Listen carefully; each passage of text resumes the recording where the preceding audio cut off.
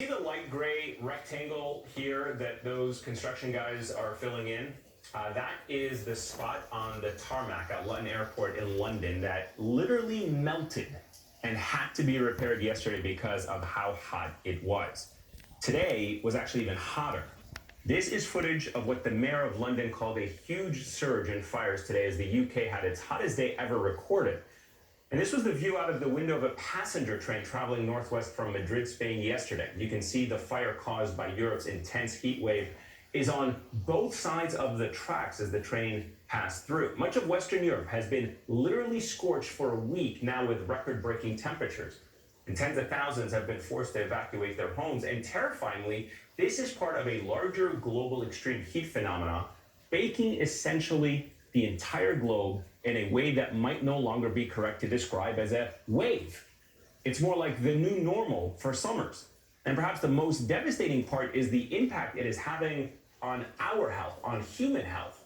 The UK Meteorological Office, for the first time ever, issued what is known as a red alert for exceptional heat this week. And that means even otherwise, healthy people could be susceptible to illness and death from this heat.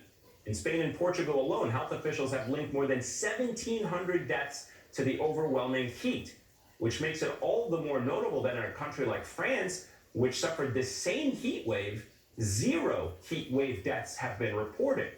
After suffering thousands of deaths back in 2003, France has gotten really serious and proactive about combating heat. Parks stay open 24/7 and have misting fountains set up to help cool down the public. The government proactively checks in on the elderly and the vulnerable. They have public air conditioning or cooling rooms and an app that shows you where you can find one. Free access to swimming pools, which are open every day until 10 p.m. Now, obviously, none of those solutions alone are a silver bullet to our climate crisis, and cities in the U.S. do a lot of those things here on their own. But clearly, being proactive and using the power of the government helps to save lives, which is why this is so infuriating. During President Biden's first week in office, he signed an executive order directing the establishment of an Office of Climate Change and Health Equity, basically an office within Health and Human Services to look at how climate change impacts human health and to suggest ideas for mitigating that impact daily. And the whole office was slated to only cost the federal government a grand total of, wait for it, $3 million to run, which compared to the federal government's overall spending is basically like a normal person spending a penny, quite honestly. And yet a year and a half after Biden's executive order, Congress still till this day, despite everything that is happening, has not funded that office at all. They have 0 funding and 0 permanent staff. And today we got some conflicting reports about whether or not Biden may declare a national emergency on climate change. Maybe Biden will do that, maybe he won't. But here in the U.S. today, more than 68 million people live in areas where there were dangerous levels of heat. So with the climate crisis here and Congress refusing to act, what should President Biden do?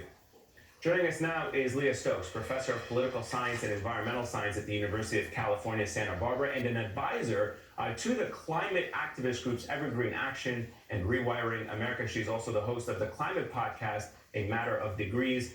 Leah, thank you so much for joining us tonight. I'll start with looking ahead to tomorrow. President Biden is reportedly going to announce some sort of executive action on climate change. We don't necessarily know what that will look like.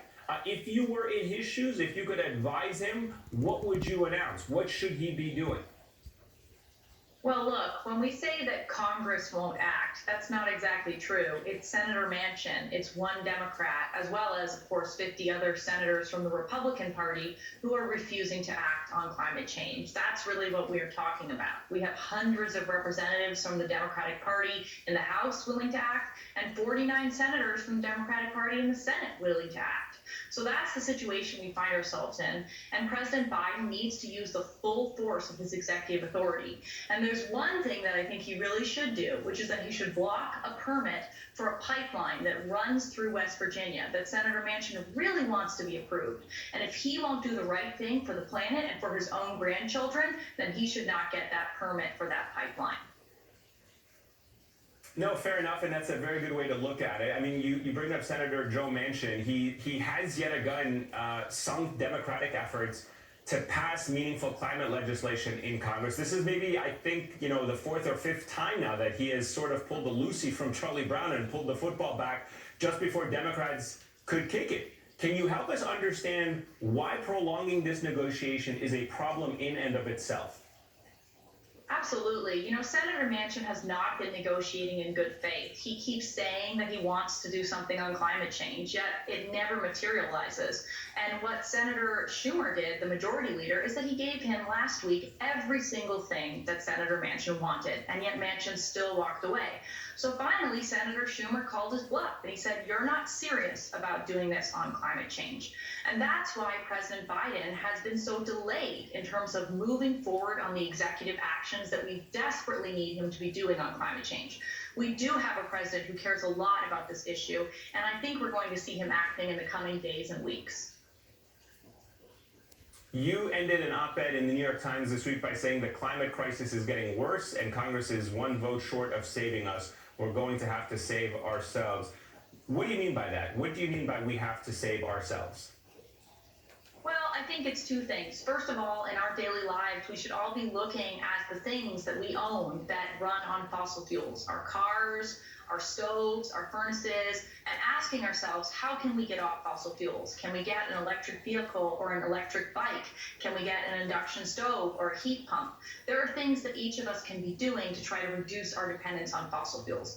And that makes a lot of sense because it's also a lot cheaper when you're not dealing with all the inflation that's happening around fossil fuels. The second thing is we also need to be working as a community to keep ourselves cool. There's actually 100 million Americans today who are under extreme heat, and there are 60 million Americans who are under an extreme drought, the worst in a millennium. So all of us need to be pushing our politicians at the state level, at the local level, and still keeping on when it comes to President Biden and Congress that, you know what, we must act on climate change. Leah Stokes, professor at the University of California, Santa Barbara, and an advisor to the climate activist group Evergreen Action. Thank you so much for your time and your warnings tonight. Greatly appreciate your insights.